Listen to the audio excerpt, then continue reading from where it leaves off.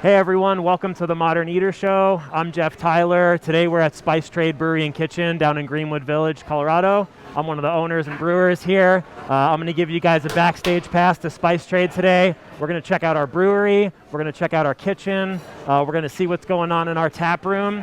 And you guys are going to get to see all the fun stuff we've been working on, all the globally inspired beer, all the globally inspired food. It's going to be pretty awesome. Let me take you guys back to the kitchen. Let's see what they're doing there. Welcome to the kitchen, guys. This is where all the magic happens. We're going to go talk to Jason Bray and Scott Robison, see what they're up to. What's going on, guys? How are you? So this is Jason Bray, my business partner, chef owner at Spice Trade. Scott Robison, executive chef here at Spice Trade. So I think what's the first thing we're going to be prepping today? Is it the ahi tuna? So before I do that, I want to get the dumplings going. The dumplings take a little bit, so we're going to steam our dumplings. And these are just kind of like a classic kind of Chinese dumpling. So it's a pork. The filling is pork and scallion and ginger and garlic and hoisin. So we'll go ahead and drop those to start. And then while that's going, that's going to take 10 minutes or so. I'll just go ahead and plate up. I'm going to do a Ahi Tuna Dish.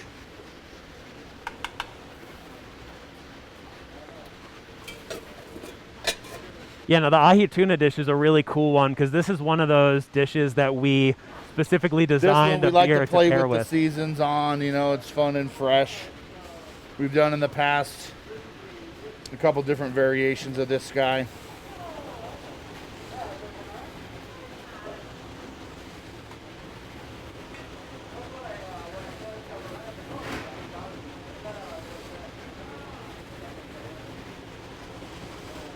Scott, you want to grab some micros for me or yes, I will. tendrils? They should be underneath. Okay. Jason. If they're not, I will go grab them for you. So we got some pickled white grapes. We actually do a champagne vinegar with Szechuan peppercorn and honey, and compress and pickle the white grapes. Gives it for a very good flavor explosion. So we got our smoked Cascabel chili oil that we make in-house. And this is our preserved Meyer lemon vinaigrette that we talked about. A little smoked sea salt.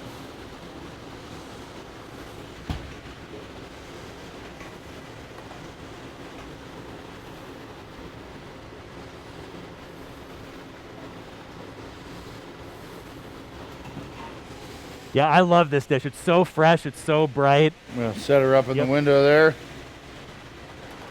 All right.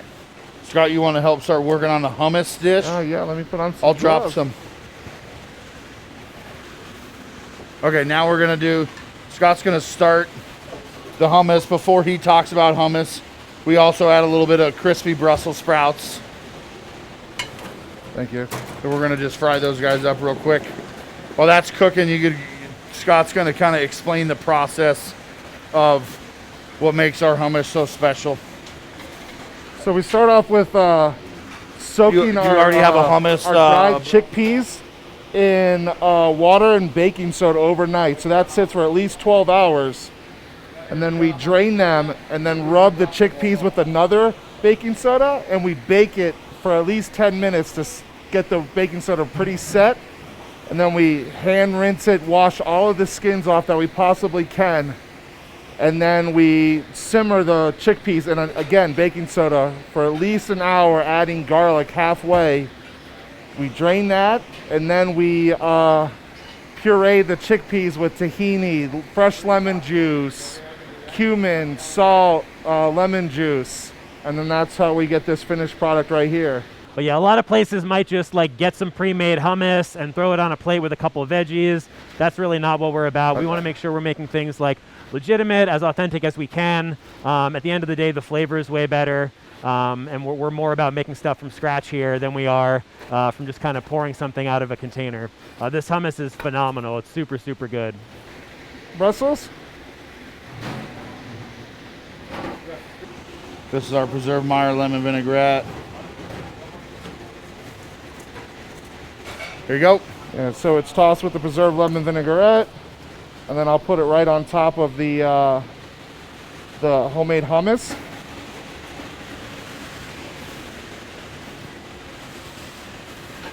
And they're kind of gonna, we want to get them all in the center, but they will, you know, will fall all over the plate. Give them a little wipe on that. And then we top it off with some more of the cascabel oil. And a little bit drizzle of the preserved lemon.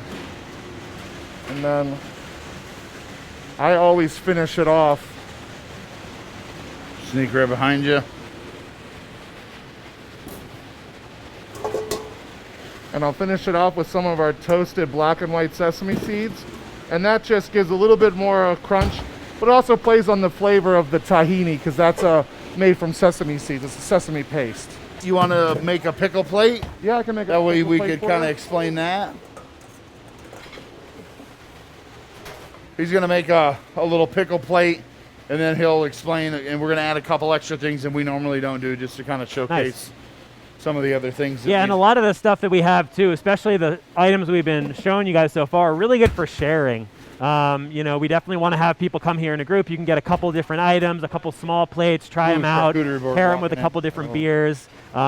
We do have larger entree items, but we also have a really good selection of small plates, sort of more tapas style. So you can try a couple different things every time you're here. So this is a pickle plate with all these pickles that we make in house, right? Yeah, we don't buy anything for this plate. Nope, everything we make. I mean, the only thing we would buy is the vinegar, some of the vinegar, the commodity vinegar for the pickle plate. Perfect timing. I'm also going to do a charcuterie board walked in. So you'll be able to kind of see this. So this is our charcuterie board. This is another item that changes seasonally. So we have the charcuterie board year round, but depending on what menu we're doing, we kind of switch up the meats and cheeses to really focus on that region of the world, just to kind of tie into our menu theme a little bit more, and also tie into some of the beverages in our beverage program that we're doing. Chef, how are the dumplings coming along? They are coming. I got a timer on them. They're almost ready. By the time I'm done with this charcuterie, I'll plate them up. Nice. So homemade farmer's cheese that we do. It's our and then some hot honey. And then we got this amazing cheese that we get. It's a sheep and goat's milk cheese that's amazing. This is a cheese from Sardinia. It's called Santa Maria.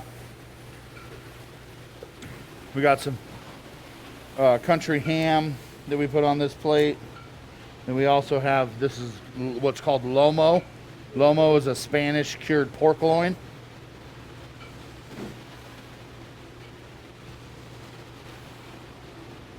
And this is a finocchiona, which is a fennel sausage salami.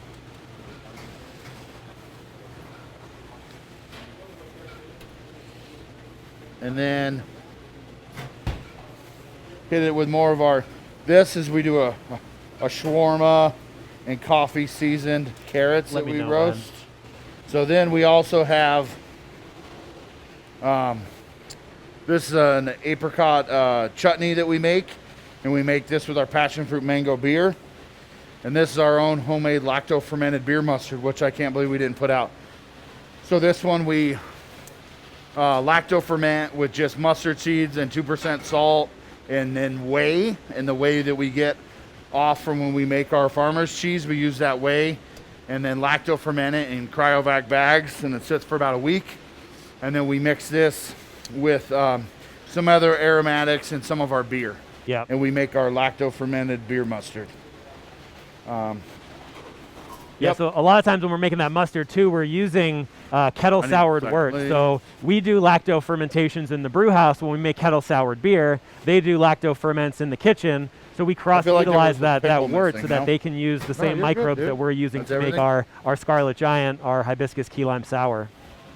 Yeah, there should be 13. You got it. Yep. So this is our charcuterie board. Comes with the naan.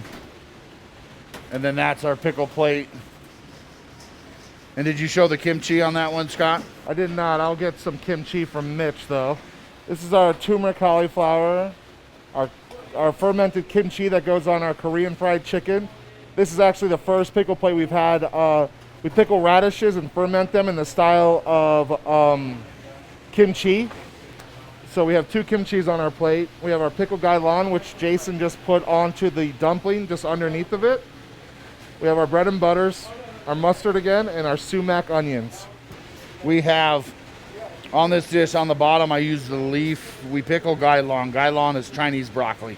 So there's 2 parts of it. You got the stalk and then the leaves. The leaves are underneath to kind of give it a little bit of height. And then I put the dumplings on top, and then it gets drizzled with our smoked cascabel chili oil. But then it's also gets our smoked, so we smoke soy sauce and make a smoked soy chili sauce that goes on top of that. And then these are the stalks from the gailan. And again, the color's a little off, you know, meaning like it's just dark from the soy. But when you eat those, they're so packed with flavor because the pickle liquid is a soy and sherry vinegar, and it's so just delicious. You know, we can change the filling to fine tune it to different regions of the world if we want to, but we're always going to have that dumpling. You know, and all these other menu items we have that we've shown you guys today, definitely have that lighter Mediterranean flair to them. You know, one of our first menus, I had my massaman chicken curry, which is my homemade massaman chicken curry paste. Then we had a green curry. There's always going to be some element of Thai in there. That's a Korean fried chicken sandwich. This is one thing that'll never go away. It's our classic fried chicken that we do. We put a lot of love into that. It brines for a full day, then it soaks in buttermilk, and then it gets dredged and fried up, and then they toss that sandwich in a honey gochujang hot sauce that we make. That's our ramen. Scott makes an amazing ramen broth. There's no shortcuts. It's the real deal. What do we got going on here? This is some of the stuff that we have, some of the fermented stuff that we're working on back in the kitchen. What Jason has on his hand on is our preserved lemons. Nice. So we preserve them in fresh lemon juice, salt, sugar, aromatics, bay leaves, cinnamon sticks. Here is our we just started fermenting this tamarind beer vinegar. Jeff can tell you more about the beer. Yeah, so this is pretty cool. This is kind of a good example of the fact that nothing goes to waste here at Spice Trade. So in the brewery, we have a lot of waste products, whether it's spent grain or a little bit of low-filled beer when we're running our canning line. We don't want to throw that down the drain, so we try to utilize that. So this particular batch of vinegar right now is being made from low-filled cans of our tamarind Belgian double. So instead of throwing them down the drain, we pour it in there, and we turn it into vinegar, and then we can cook with that. Yeah, and this just kind of encompasses our whole little fermentation pantry, like Scott said, that we like to do here. We have a bunch of different vinegars that we've done. Scott has done, what do we have? A habanero vinegar, a pineapple vinegar, we have a tequila vinegar, a pepper vinegar, lots of different vinegars. And then we also have our house-made kimchi that we do. We do a red cabbage kimchi. Scott just started a radish kimchi. And then we also have a ton of different kinds of pickles in the cooler. We have, you know, our bread and butter pickles, our sumac pickled onions. We have a turmeric and harissa pickled cauliflower. And then we also do our homemade farmer's cheese. And that kind of spins off from, you know, the fermentation side of stuff, but it just kind of shows, you know, we like to do as much as we can from scratch. We know we can't do every single thing because we are just still kind of a casual restaurant. We're not a Michelin star, but we like to have as much control of the flavor on our end as we can. And the way you do that is by making our own pickles, making our own vinegars, make our own, farmer's cheese. But we also are always keeping in mind of the best quality products, but we still will always have stuff from around the world. We're always going to have some different Asian stuff, you know, some Thai stuff. We'll have our signature, you know, short rib cheeseburger.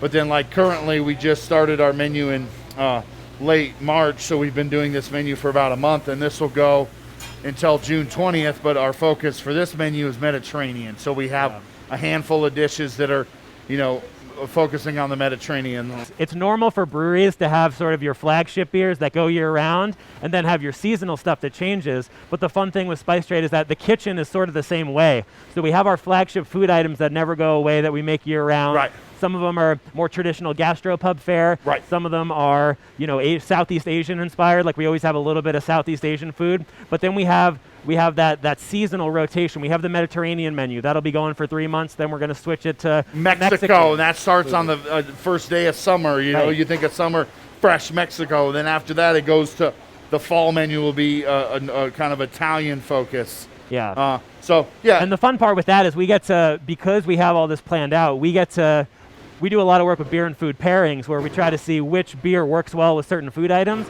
But because of the way we design both the beer and the food, we get to actually develop beer recipes from scratch that are designed specifically to pair with a menu item that these guys want to make from scratch. So instead of just saying this kind of goes with this, we're saying let's create two things at the same time that are designed to go with each other, and then let's make sure that everybody knows you should be ordering this beer with this menu item. Yeah, it's how I kind of refer to how the three of us do it's like a chef telling a farmer what to grow and then creating a dish out of that. Normal pairings is a chef comes up with a dish and then you figure out what works with that. Yeah. The three of us are in constant communication with one another about what we want to do. Let's find an ingredient and let's go with that, and let's create a beer and dish. So it really starts from the ground up, not just one idea that's already been exhausted and created, and then Jeff comes on the back end. It's all from scratch, jotted down in a notebook before we even start playing around with food. Yeah, and that's a really good deep dive of our kitchen. You know, a lot of different menu items, really showcasing how everything's done from scratch, from the ground up, and done right. We're going to do a quick break. We're going to come back. We're going to check out our tap room, and then we're going to get a behind-the-scenes tour of the brewery and see all the cool stuff we're doing back there. So stay with us. Hey guys, Alex Armitage over at Sam's number 3 Glendale. You want a Bloody Mary? You want a cheeseburger? You want a breakfast burrito? Greek salad? Bacon gyro meat? Chicken souvlaki? Barbecue ranch salad? We got you covered. Come down and see us. One more time. Try it again. Hey guys, Alex Armitage over here at Sam's number 3 Glendale. Now get your ass to themoderneater.com. Thank you so much. Modern Eater, we love you guys. This is Amber with Northern Colorado Potatoes, reminding everyone that potatoes grown here are truly rooted in love and rooted in a long history of being grown in this area. Early 1900s reports show that this was either the largest or one of the largest potato producing areas in the nation. Other states have had some amazing branding, but don't forget we have all your favorite varieties and more you love to cook and eat, including russet. Support local potatoes, you won't be disappointed.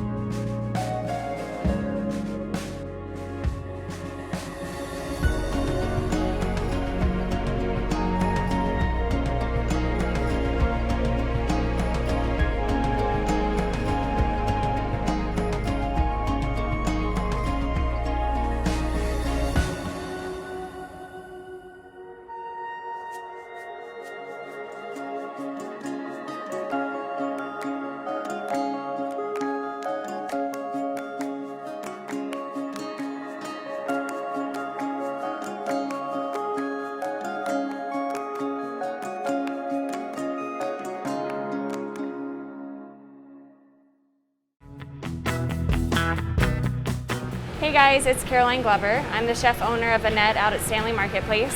Citrus is about to be in its prime, and you're watching the Modern Eater Show. I'm fine with that. Making education cool again, Jay. You know how? Culinary Quick Start program. We are in love. They're using Studio Kitchen Colorado Monday through Thursday. If you have any desire to get into culinary or you're just sharpening your skills, I'm telling you, these guys, Chef Blake, Chef Marcus, they're instructing a course, and I've been there the past couple of nights, and this course is cool. It's informative, it's innovative, and it has the Modern Eater touch on it. You can tune into this as well, but you have to sign up for the course. If you go to themoderneater.com, you'll see it on the top navigation bar. It's a drop-down. Emily Griffith Culinary Quick Start. All of the stuff that we're doing and sign-up information is right there for you. It's a gimme. It's free to you. It's like the cooking classes you pay for. Don't pay for them anymore. You just sign up, and what is the best part of this thing? We got jobs for you. The troops are rallying, the community's getting together, and there's a baseline. So restaurants, if you want to get involved, you're a restaurateur, you can get involved because we need you and you to support this program with your skills. So what does that entail? This entails getting together and having a job seminar for these students. It's going to be a baseline. You need a baseline of knowledge for your students for when they come in. You know they're going to be able to handle a line in a kitchen. So get involved. If you have any interest in signing up and being a student for this class, you can't get in on this 3 weeks, but the following 3 weeks you can get in on. Again, sign up, themoderneater.com. You'll see Emily Griffith Culinary Quick Start. But we want you to join the revolution of making education cool again. Okay, back to Elevation Food Service Rep. Hi, I'm Amber with Strohauer Farms, and I'm just here to remind you that the best potatoes are grown here in Colorado. Goodness elevated. Thanks for watching the Modern Eater Show.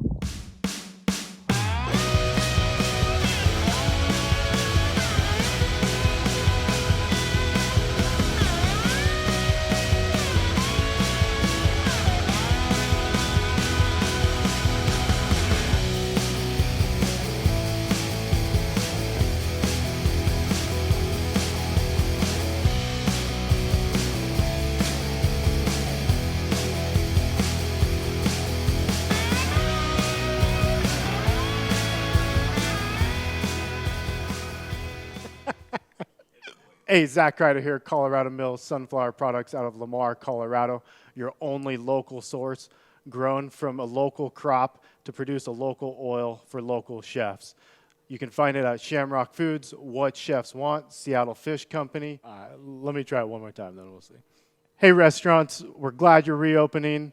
From Colorado Mills Sunflower Oil, we'll see you soon. First, we partner with the best farmers in the world, and then we tell them, we will take it all. Process whole spices daily, blend custom spices to order, keep it fresh, safe, and flavorful, all so that you can get back to doing what you do best. So whether you're a restaurant, a food manufacturer, or an at-home cook, be sure to visit The Spice Guy at www.thespiceguyco.com. Hey Modern Eater fans, I'm Don Trobo with the Annex by Ardent Mills, and I just wanted to give you a heads up about some of the great things we've got going on locally in the state. We're headquartered right here, and we're working with farmers in the San Luis Valley to bring you amazing Colorado quinoa. It's just like the South American stuff, but grown locally. We've got transitional wheat flour that's grown by farmers in Colorado and surrounding states who are in the process of turning their fields into organic. So we're taking that transitional wheat and turning it into flour, and now it's available for you to cook and bake with. And last but not least, we're now cleaning grain berries in Denver. So things like spelt or wheat berries or pearl barley, those are things that we're now doing right here locally and are available to you. Can't wait to share it with you. Hi, I'm Jeff Nations from Aspen Baking Company. It's really important right now to support local. That's why I support the Modern Eater. Now, back to the show. All right, welcome back to the Modern Eater Show. We're here at Spice Trade Brewery and Kitchen in Greenwood Village, Colorado, down in the Denver Tech Center. I'm Jeff Tyler. I'm here with my business partner, Amy Crowfoot. She's one of the owners at Spice Trade. She runs the front of house. We want to give you guys a little peek at what we're doing on a Saturday here. So this is our tap room. Sort of designed to look sort of like a Southeast Asian street market. We really wanted to have an open air communal feel. We got all these cool lanterns. These are all from Vietnam. They're pretty sweet. But yeah, we wanted to make a really communal kind of neighborhood gathering space. So that's sort of what the space looks like. We got a great outdoor patio that I'd love to show you guys too. It's a little cold out today, but let's go check it out. So during the summertime, we have a 20-foot garage door here that we can open up and make it a nice indoor-outdoor space. Oh my God, that's so loud. So a little cold. It's April in Colorado, so it's really hit or miss. But during the summertime, when the patio's great, we got a ton of open space here. Lots of area for tables. We got a fire pit over there.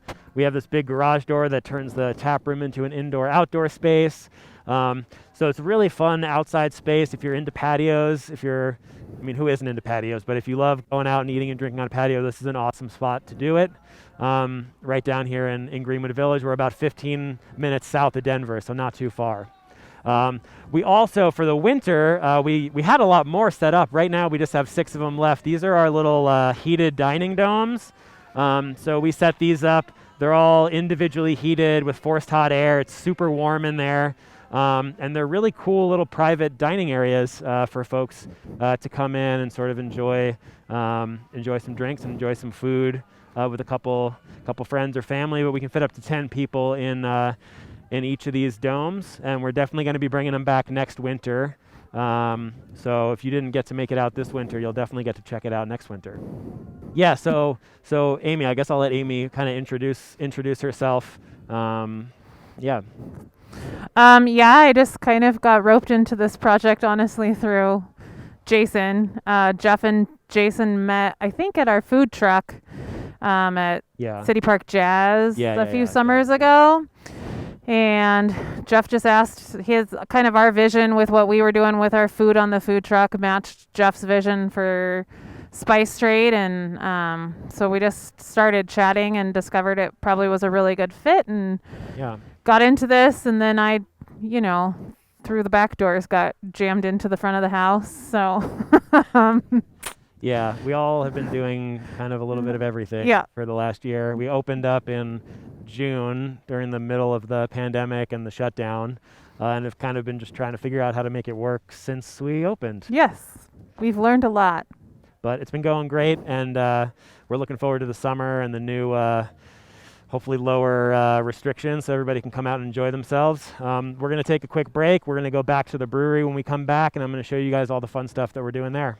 Hey. What's going on, everybody? This is Brother Luck from Lucky Dumpling for by Brother Luck in Colorado Springs, and I am rocking with the Modern Eater. You're watching them, you're tasting them, you're knowing everything there is to know about Colorado. Hi, Charlie from Brews Beers here. Our new Belgian Abbey 4-pack is a mixed package of the 4 core beers made in Abbey and Trappist breweries in Belgium. So we have a single, a double, a triple, and a quadruple in one package. Now, quadruples are the emperors of Belgian monastery ales. They're dark in color, with a dense tan head and alcohol ranging from 8 to 12%, so they're pretty strong. Quadruples are very rich and complex with big maltiness, spice, and flavors of raisins, cherries, and plums. Alcohol is apparent in the mouthfeel, but not overwhelming, even at 10.5% ABV. So the finish is long, complex, and dry, and they're great beers anytime, by themselves or with hearty foods. Pick up your Abbey 4-pack at either Brews location, 67th and Pecos, or at Colfax in York, and at fine liquor stores throughout the Denver metro area. Take home some Belgian-style badassery today.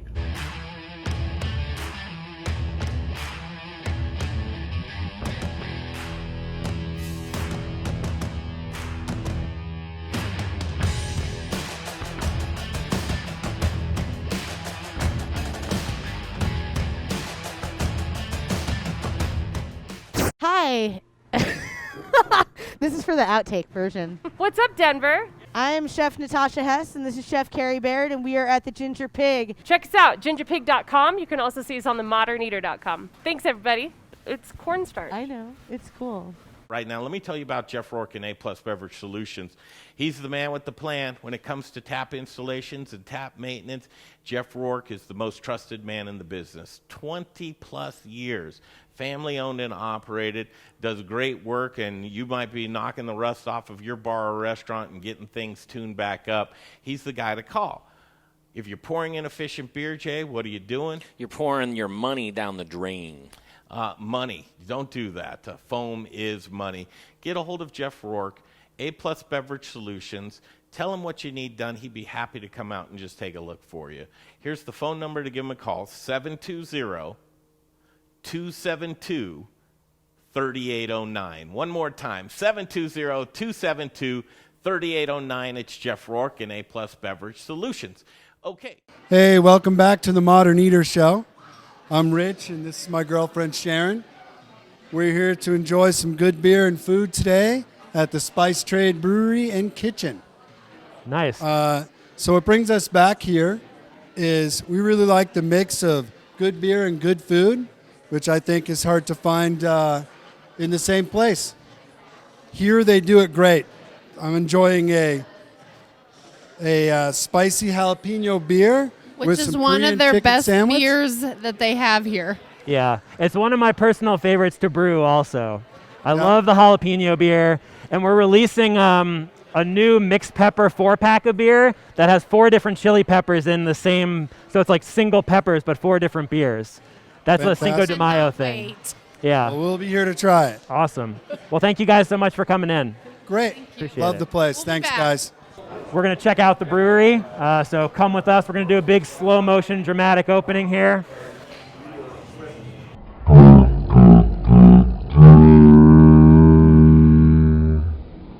Beautiful, beautiful. Let's go. All right, this is the brewery part of Spice Trade. These are all of our fermenters here. So we have some 15-barrel fermenters on this side.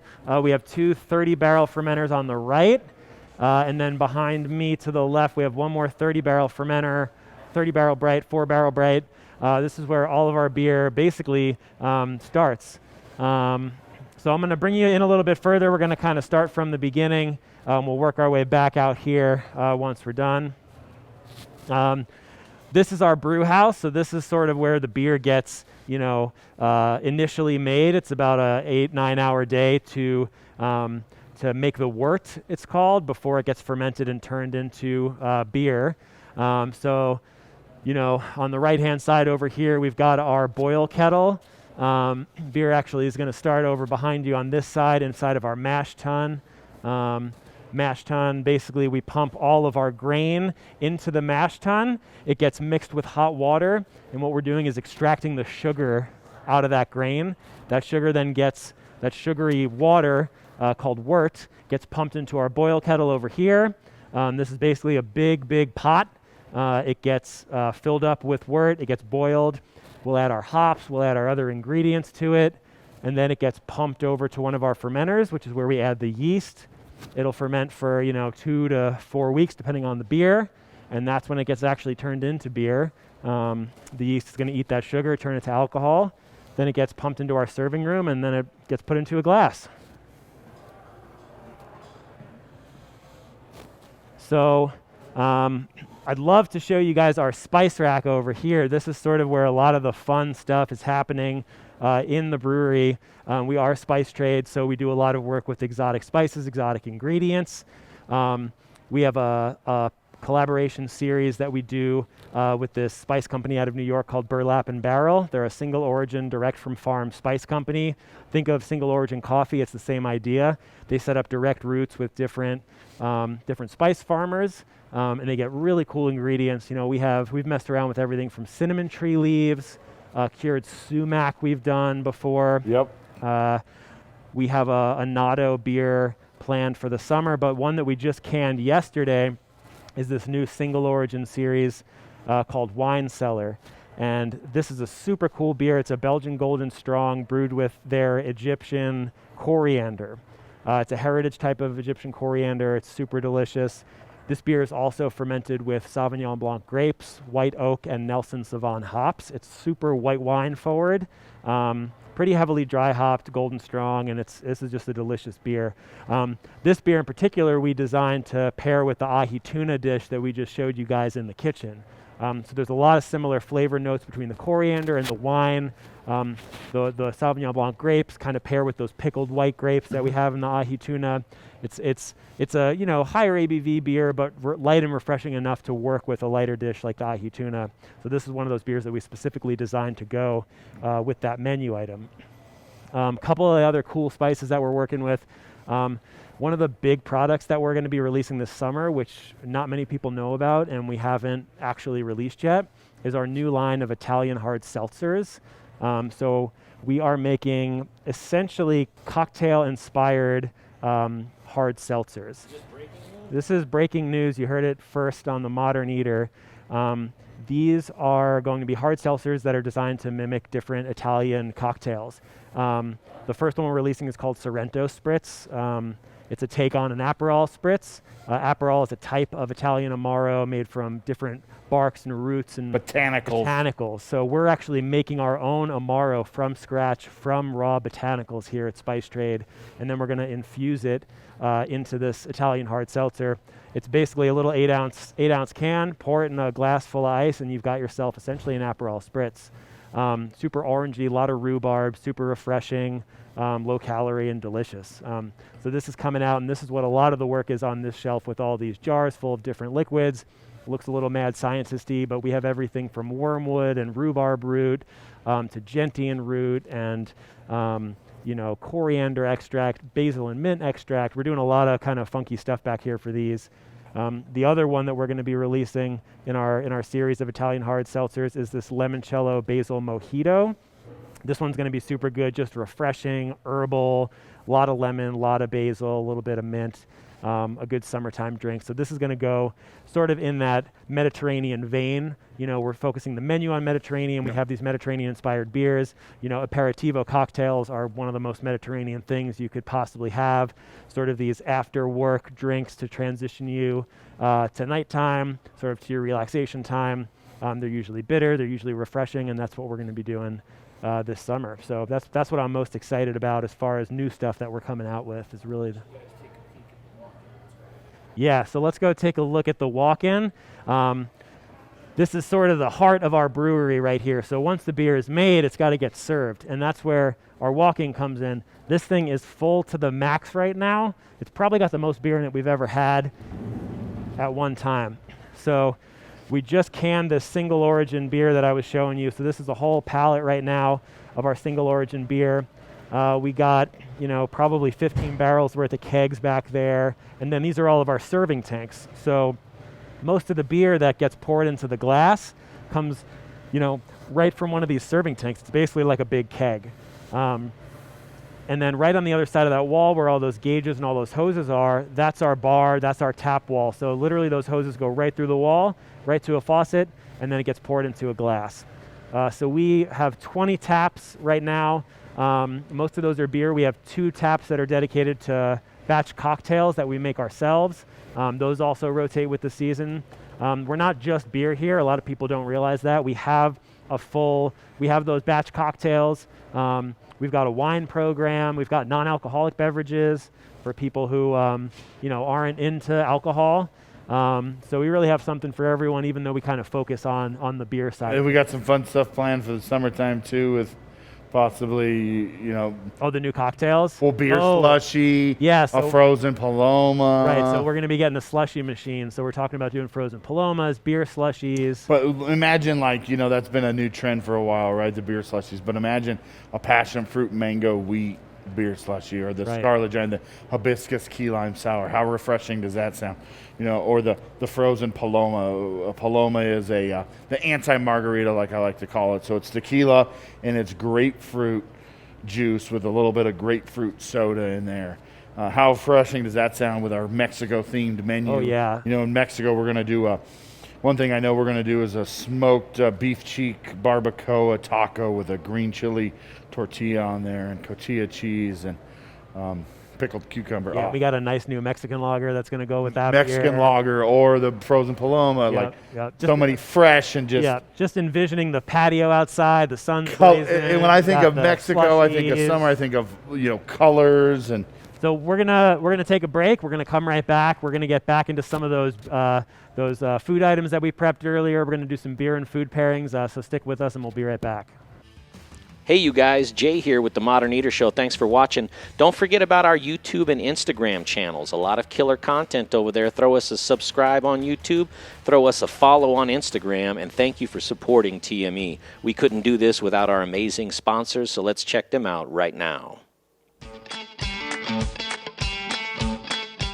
Very proud to be part of the Modern Eater, and chefs, restaurant owners, any food service operators. I know right now that delivery and carry out is bigger than ever, And we got you covered. Cambro has a full line of delivery and carry-out items. More economical options are expanded polypropylene or EPP, nice insulated container. The ProCard Ultra is really versatile. It's a great unit because you could actually store cold products down here, hot products up here. It's all 120. There's no refrigeration worries. It's all thermodynamics. Just let us know what your food service challenges are, what it is we can do to help you out, and there isn't anything that we can't do for you. So hope to see you over here at our facility in Park Hill soon, and stay safe out there. You know, everybody, with several $1 million of hard assets here, insurance is very, very important to us. Ewing Levitt covers it all. Machinery, building, workman's comp. Ewing Levitt's got us covered from the floor to the ceiling, from our alley even to the street.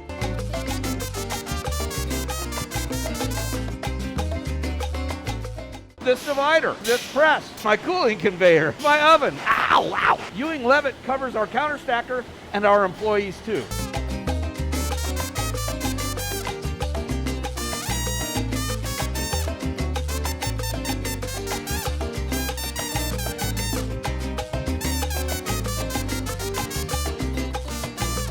If you need insurance, take it from Little Rich at Rockalitas. Call Ewing Levitt, they'll get you covered.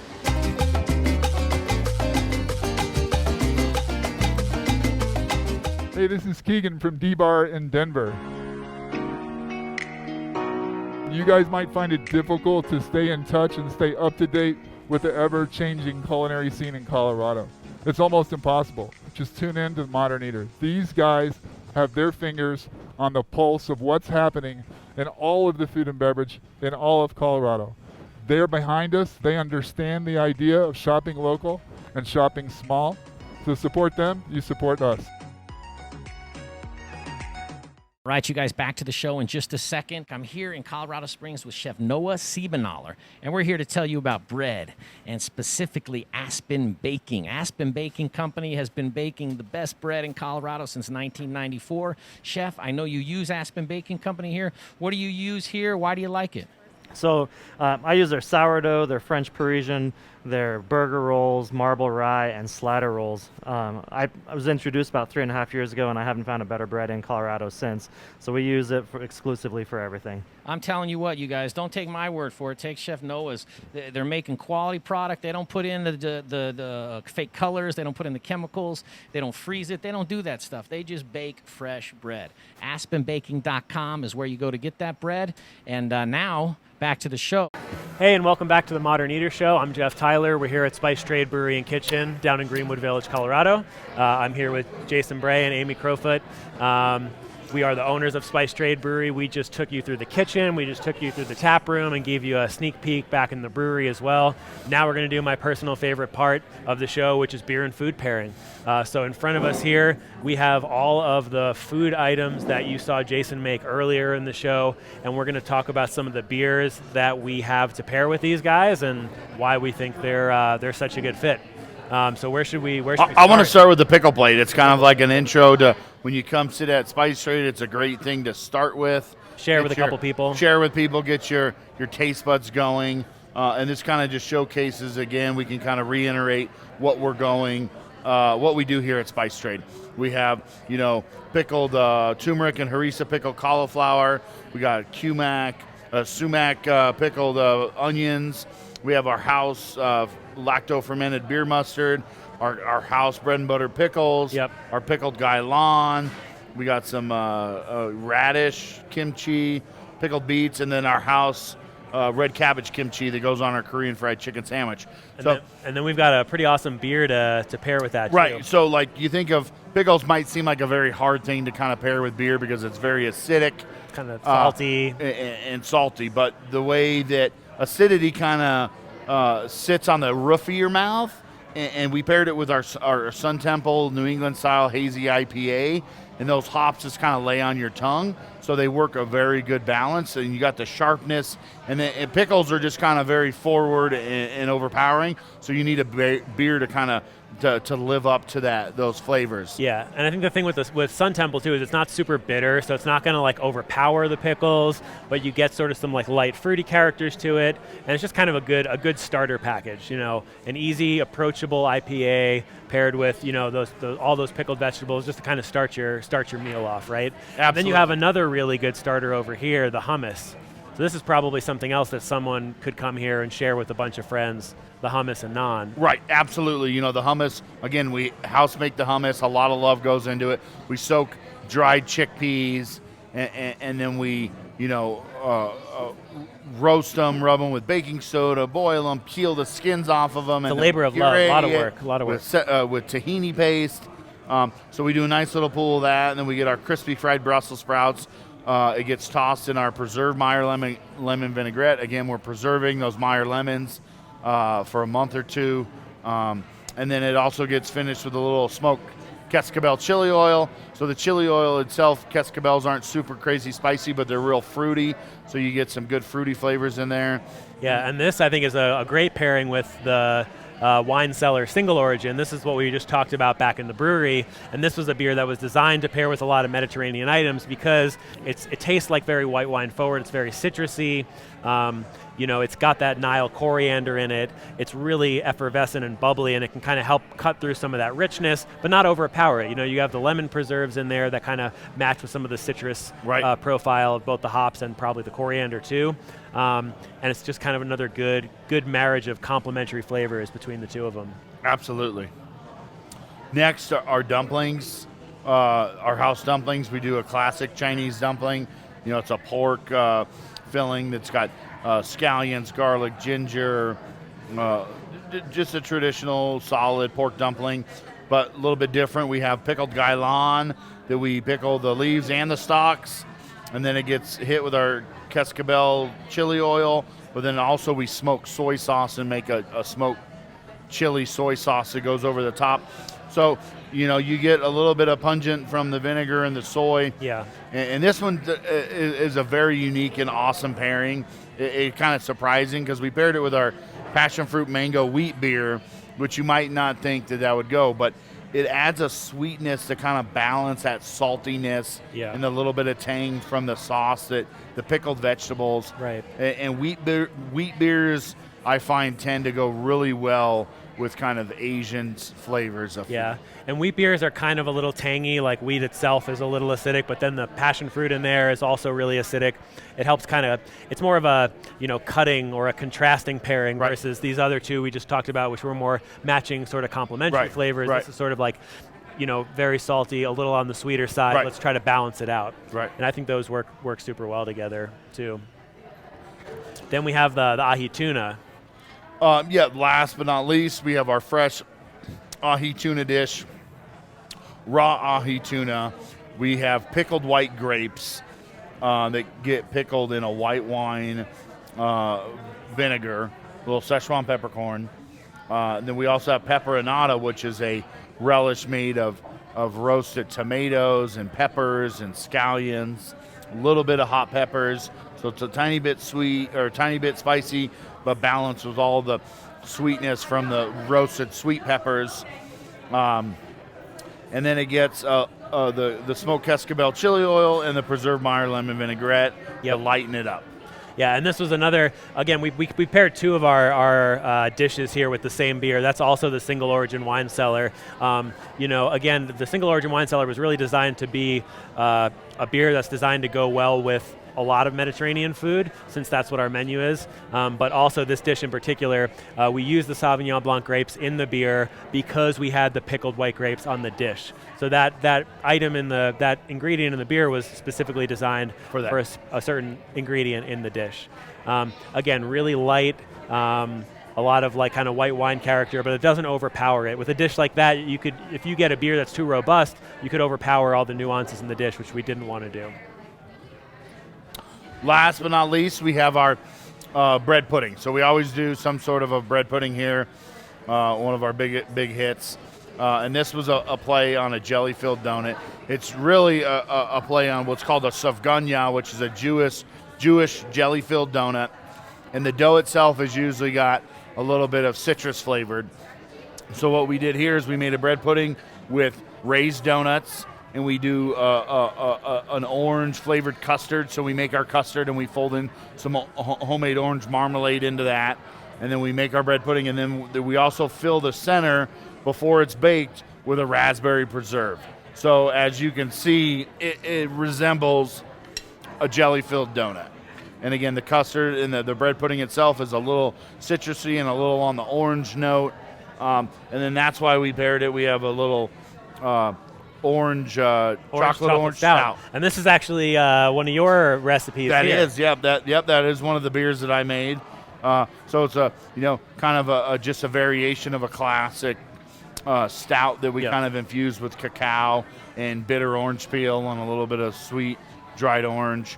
So since that orange, that's kind of your cross, your reference there is the dough, or the custard itself has that orange marmalade. There's a little bit of orange in the beer. And then obviously, chocolate and orange is a good combination, and also chocolate and donut. So yeah, I think too, the thing that's nice about this beer in particular, a lot of people think about stouts as dessert beers because they're more filling and they're more heavy. This is actually a dry Irish stout base, which makes it a lot lighter and easier to drink. So it's not overpowering. It's not like I'm going to have this sweet dessert and this really sweet beer. And it's heavy. Like, it's and heavy. Heavy. It's very light. It's a really light beer, so it works well by not kind of like adding too much to the dish. So. I mean, these are some of our favorite beer and food pairings that we have here at Spice Trade. I hope you guys enjoyed the backstage tour that you had of Spice Trade, checking out our kitchen, the vinegar program, all the ferments we do in the kitchen, all the love and from scratch cooking that happens there. I hope you enjoyed the sneak peek in the brewery and really kind of got to see some of those new herbs and botanics that we're working with for our Italian hard seltzers and some of the beer and food pairings that we're doing. I'd love to see you guys here at Spice Trade and for the Modern Eater Show. We'll see you guys next time. Yes.